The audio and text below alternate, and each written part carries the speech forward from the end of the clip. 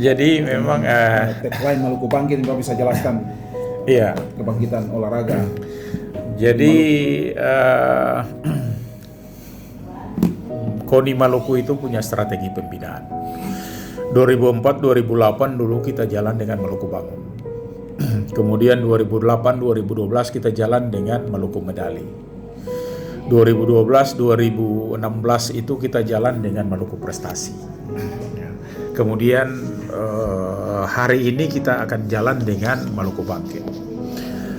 Dulu kita jalan dengan Maluku Bangun ketika semua provinsi jalan dengan Maluku Bangkit, dengan Indonesia Bangkitnya. Ada Indonesia Bangkit, ada provinsi-provinsi semua pakai Bangkit. Nah, tapi Maluku waktu itu kita pakai Bangun, karena waktu itu kita anggap bahwa kita bangun dari tidur. Cabur-cabur kita siap, atlet-atlet kita punya stok yang cukup baik, pelatih kita memiliki stok yang cukup baik, wasit-wasit kita juga punya stok yang baik. Artinya ada. Dan banyak atlet kita yang ada di pelatnas, banyak juga pelatih kita yang ada di pelatnas, banyak juga wasit yang terpakai untuk event-event yang internasional. Tetapi hari ini kita tidak memiliki itu. Nah, sehingga kita menggunakan program Maluku Bangkit, artinya kita bangkit dari mati. Atlet kita tidak punya. Paling tinggi kita ada atlet yang sisa-sisa di tinju sedikit, kemudian ada di dayung, mungkin sedikit ada di kempo. Lain itu kita sudah agak kesulitan. Pelatih kita juga kesulitan memiliki pelatih yang berlisensi internasional. Hari ini kita jarang sekali melihat pelatih dipakai atau terlibat dalam event-event internasional, SEA Games, Asian Games, Olimpik. Kita nggak punya pelatih-pelatih di situ. Kemudian juga wasit. Kita memiliki wasit yang sama sekali minim. Hanya beberapa cabur yang memiliki wasit yang berlisensi internasional. Katakanlah di dayung, ada wasit internasional. Kemudian di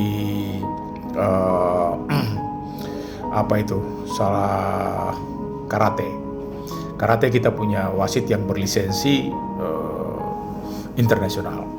Tapi selain itu sudah tidak ada lagi. Padahal kita tahu bahwa apapun kondisinya, meskipun perwasitan itu sendiri tidak bisa memihak secara aturan, tetapi secara emosional itu pasti suka atau tidak suka pasti ada terlibat tuh. Sehingga kalau kita lihat dari sisi itu kita agak gelap, sehingga kemudian Maluku menelurkan yang namanya program Maluku Bangkit. Artinya kita bangkit dari mati karena olahraga kita mulai dari nol. Kemudian kita sedang berusaha untuk menggodok yang namanya pelatih.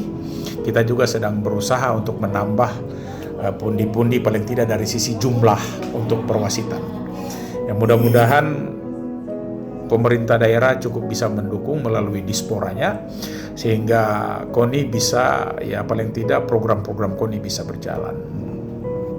Kemudian kalau dari sisi program Maluku Bangkit sendiri itu yang tadi saya bilang ada 5 program atau 5 subprogramnya.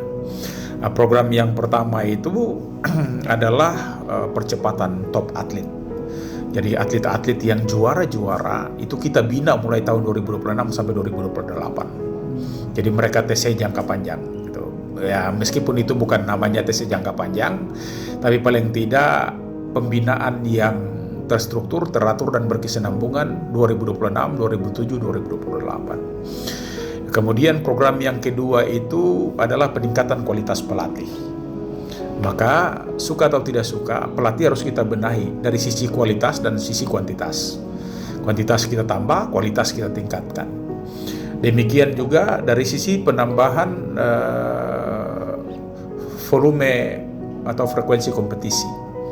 Jadi kompetisi dari masing-masing cabur itu kita akan berikan tanggung jawab supaya cabur-cabur utamanya adalah cabur-cabur prioritas unggulan 1, unggulan 2 itu bisa menyelenggarakan paling tidak setiap tahun itu ada kejurdanya atau open turnamennya dan kejuaraan-kejuaraan sejenisnya yang bisa merangsang cabur-cabur kita untuk berprestasi.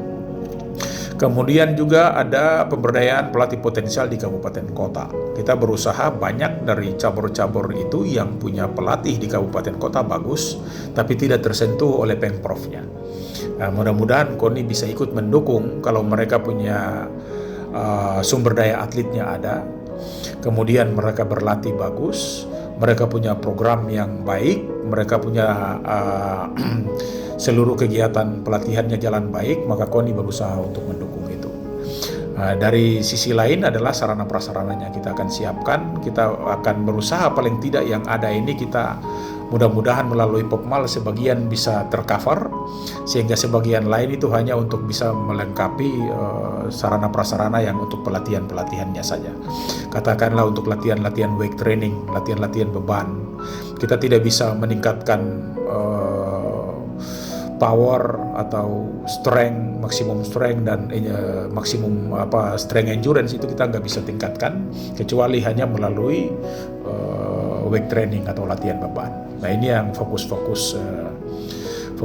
KONI itu akan tetap mengarah ke sana, sehingga program pembinaan KONI menuju ke 2028 mudah-mudahan bisa berjalan secara baik lah. Itu yang mungkin perlu kita siapkan. Ya.